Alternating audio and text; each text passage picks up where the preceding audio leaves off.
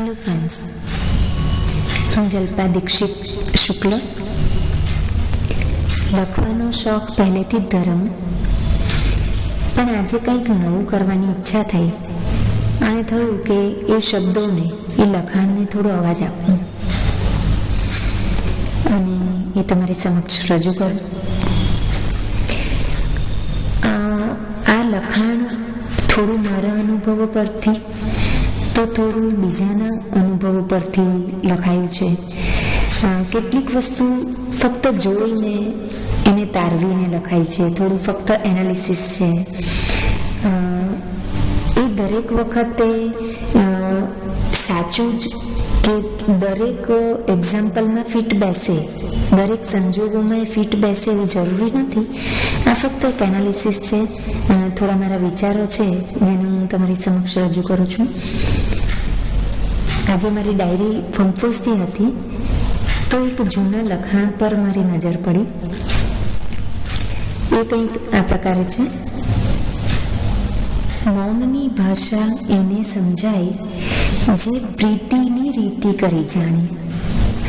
મૌનની ભાષા એને સમજાય જે પ્રીતિની રીતિ કરી જાણે. બાકી પરપોટા બની ફૂટી જતા સંબંધોને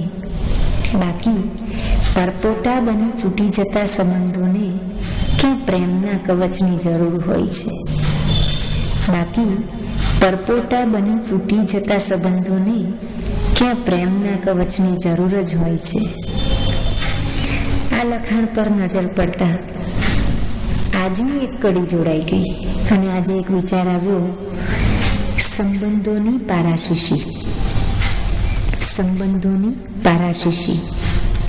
અહીં સંબંધોને મૂલવવાનો મારો કોઈ અર્થ નથી, કોઈ ઈચ્છા નથી, પણ થોડું એનાલિસિસ, થોડી કેટેગરી જે મારા ધ્યાનમાં આવી સંબંધોની, એ ફક્ત તમારી સમક્ષ મૂકું છું. સંબંધ આ એક એવો વાઇડ સબ્જેક્ટ છે, એટલો વિશાળ વિષય છે કે જેમાં ઘણું લખો તો એ થોડું છે, ઘણું વિચારો છતાં એ થોડું છે. સંબંધ મારી રીતે જો એનો અર્થ તારવું તો સંગબંધ. સંગ એટલે સાથે અને બંધ એટલે બંધાયેલા હોવું. કોઈ પણ બે વ્યક્તિનું વૈચારિક રીતે કે લાગણીથી કે એક જગ્યાએ એમનું સહ અસ્તિત્વ પણ હોવું, એ રીતેનું જોડાણ હોય તો એ સંબંધ છે. અહીં એક જગ્યાએ સહ અસ્તિત્વ એટલે કે એવા સંબંધો કે જેને આપણે પ્રોફેશનલ કેટેગરીમાં મૂકીએ, સાથે કામ કરતા હોઈએ ફક્ત. ક્યાં તો કેટલાક એવા સંબંધો કે જેમ કે વેપારી અને ગ્રાહકના, ડ્રાઈવર અને સવારીના, આ પ્રકારના સંબંધો જેમાં ફક્ત આપલેનો વ્યવહાર હોય, લાગણીનું તત્વ થોડું ઓછું હોય, એવા સંબંધો. આ દરેકમાં કંઈક ને કંઈક જોડાણ તો છે. આમ જોઈએ તો માણસ જ્યારે ગર્ભમાં હોય ત્યારથી જ દિમાગ કે દિલથી, લાગણી કે વિચારથી સંબંધો જોડતો રહે છે. અહીં સંબંધનું હોવાપણું શું છે? સંબંધની હયાતી શું છે? સંબંધ છે તેનું પ્રૂફ શું છે? સંબંધોનો શ્વાસ એ વિશ્વાસ. સંબંધનો શ્વાસ એ વિશ્વાસ. એટલે કે સંબંધની હયાતી, સંબંધ જીવંત હોવાની પુષ્ટિ એ છે વિશ્વાસ. સંબંધ જીવંત છે, હજુ એ સંબંધ ચાલુ છે, એના માટેનું પ્રમાણ શું? એ છે વિશ્વાસ. આપણે જીવનમાં અલગ અલગ પ્રકારના સંબંધો સાથે જીવતા હોઈએ છીએ. કોઈક એવા કે જેમાં હજી શ્વાસ છે, જે સંબંધ હજી ધબકે છે, જીવંત છે. અને બીજા કેટલાક એવા સંબંધો કે જેમાં કદાચ જરાય ઉષ્મા નથી, પણ ફક્ત નિભાવવા પડે છે, સાચવવા પડે છે, એટલા ખાતર આપણે એ સંબંધો નિભાવતા હોઈએ છીએ. તો અહીં જે પહેલો પ્રકાર આપણે જોયો, જીવંત સંબંધ,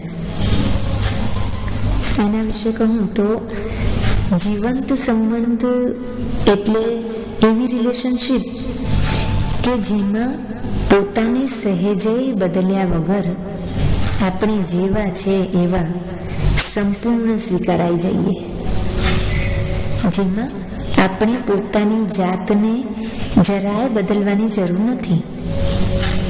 અહીં સંબંધ ધબકે છે, જીવંત છે. આવા રિલેશનમાં આપણા વ્યક્તિત્વના સારા કે નરસા દરેક પાસાને ખચકાયા વગર અભિવ્યક્ત કરવાની છૂટ હોય છે.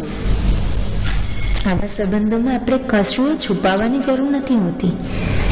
આપણે જેવાય છે એવા જ રજૂ થાવ. અહીં વાણી, વર્તન કે ઈચ્છા શક્તિની સ્વતંત્રતા હોય.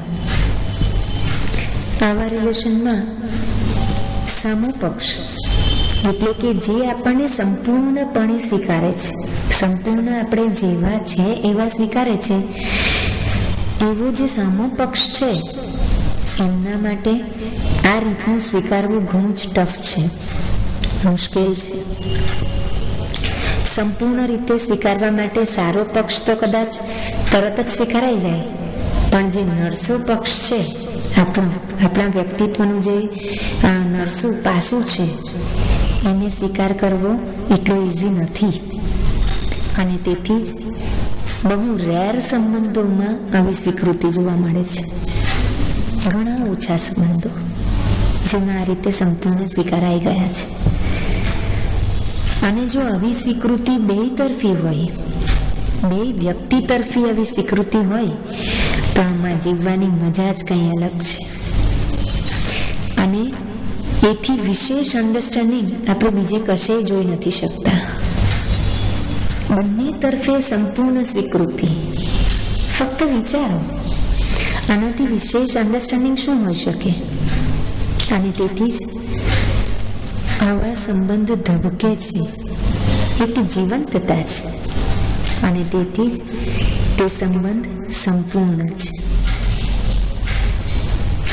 બીજા પ્રકારના સંબંધો જે આપણે જોઈએ, થોડા સંબંધો એવા હોય કે જેમાં ઉમળકો છે, વ્યક્તિ માટે માન છે, લાગણી છે, બધું છે, પરંતુ આપણે પોતાની જાતને ચાળીને રજૂ કરવી પડે. ચાળીને એટલે થોડી હકીકતો કે લાગણીને દબાવીને બાકીનું અભિવ્યક્ત કરવું. આપણે સંપૂર્ણ રીતે પોતાની જાતને છતી નથી કરતા. આવા સંબંધોમાં ઉષ્મા છે, પણ પેલી જીવંતતા નથી.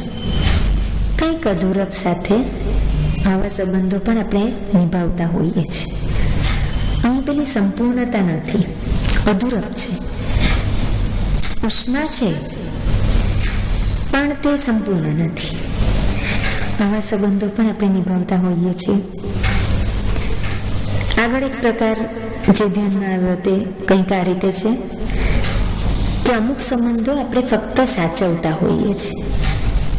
સાચવવા પડે એવા સંબંધો કે જેમાં લાગણી હોય કે ના પણ હોય, લાગણી હોય કે ના પણ હોય, પણ આવા વ્યવહારિક સંબંધો આપણે સાચવવા પડે, ફક્ત સાચવવા પડે.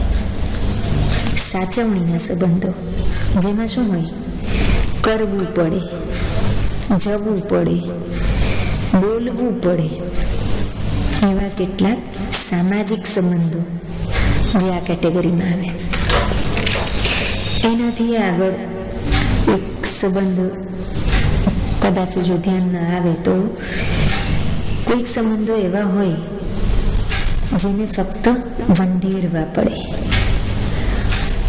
ગુજરાતી શબ્દકોશના જે આપણે અનુભવી શકીએ એવા શબ્દો છે. કદાચ ઓછા છે એવા શબ્દો કે જે આપણે અનુભવી શકીએ, ફક્ત તેને આપણે એક્સપ્રેસ કરવા માટે એ શબ્દથી નજીકનો બીજો કોઈ શબ્દ આપણને મળતો જ નથી. એવો એક શબ્દ છે આ વંઢેરવા પડે, જેમાં આપણે સંબંધને સંપૂર્ણ રીતે સ્વીકારીએ કે ના સ્વીકારીએ, આપણી ઈચ્છા છે કે નથી એ સેકન્ડરી મેટર છે. અનિચ્છાએ પણ આપણે એવા સંબંધો સાચવી લઈએ છીએ, નિભાવી લઈએ છીએ.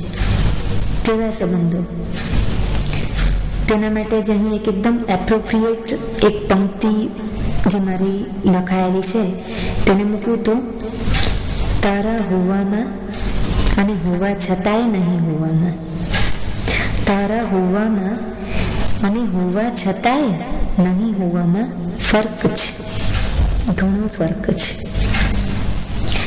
અહીં તું મારી સાથે તો છે, તું ફિઝિકલી તો મારી સાથે પ્રેઝન્ટ છે, પણ તારું એ ફક્ત અસ્તિત્વ છે, લાગણીથી એ જોડાણ નથી. એટલે જ તારા હોવામાં અને હોવા છતાંય નહીં હોવામાં ફર્ક છે. અહીં લાગણીના નામે શૂન્યાવકાશ જોવા મળે છે, અને જ્યાં લાગણી જ ના હોય ત્યાં ચોક્કસપણે વિશ્વાસની ગેરહાજરી જ હોય. જ્યાં લાગણી ના હોય ત્યાં ચોક્કસપણે વિશ્વાસની ગેરહાજરી જ હોય, અને જ્યાં વિશ્વાસ જ નથી એ સંબંધમાં શ્વાસ જ નથી. જ્યાં વિશ્વાસ જ નથી એ સંબંધમાં શ્વાસ જ નથી. આવા ખોખલા પોકળ સંબંધોમાં કોઈ એટેચમેન્ટ નથી હોતું, કોઈ જ એટેચમેન્ટ નથી હોતું. નિર્લેપ ભાવે સહઅસ્તિત્વમાં જીવતા, નિર્લેપ ભાવે, બિલકુલ લાગણી નથી, બિલકુલ એટેચમેન્ટ નથી, એવો નિર્લેપ ભાવ, પણ સહઅસ્તિત્વ, ફક્ત સાથે હોવા પણ. એવા ભાવ સાથે જીવતા બે અલગ વ્યક્તિ, જેમાં કદાચ વ્યક્તિ ક્યારેય ખુલીને જીવી જ નથી શકતો. ફક્ત એકબીજાની સાથે હાજરી છે, લાગણી નથી. એમાં કોઈ વ્યક્તિ ખુલીને કેવી રીતે જીવી શકે? એ વ્યક્તિને જીવિત હોવું કે જીવંત હોવું કેવી રીતે કહી શકાય? આવા સંબંધો પણ અસ્તિત્વ ધરાવતા હોઈ શકે. આપણે ઘણી વખત મૂવીઝમાં, સિરિયલ્સમાં, વાર્તાઓમાં આવા સંબંધો જોતા હોઈએ.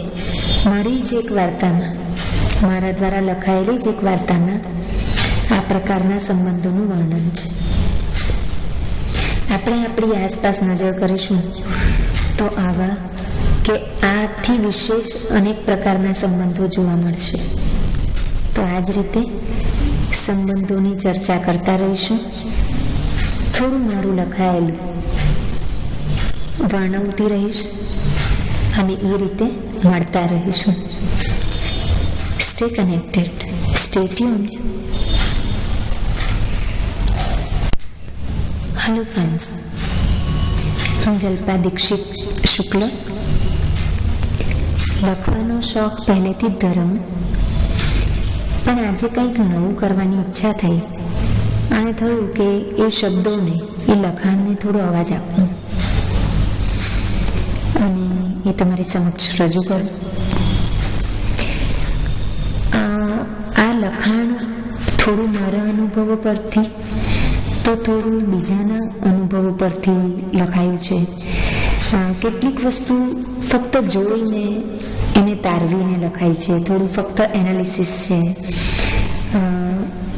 એ દરેક વખતે સાચું જ કે દરેક એક્ઝામ્પલમાં ફિટ બેસે, દરેક સંજોગોમાં એ ફિટ બેસે એવું જરૂરી નથી. આ ફક્ત એક એનાલિસિસ છે, થોડા મારા વિચારો છે જેને હું તમારી સમક્ષ રજૂ કરું છું. આજે મારી ડાયરી ફંફોસતી હતી તો એક જૂના લખાણ પર મારી નજર પડી. એ કંઈક આ પ્રકારે છે: મૌનની ભાષા એને સમજાય જે પ્રીતિની રીતિ કરી જાણે. મૌનની ભાષા એને સમજાય જે પ્રીતિની રીતિ કરી જાણે, બાકી પરપોટા બધા ફૂટી જતા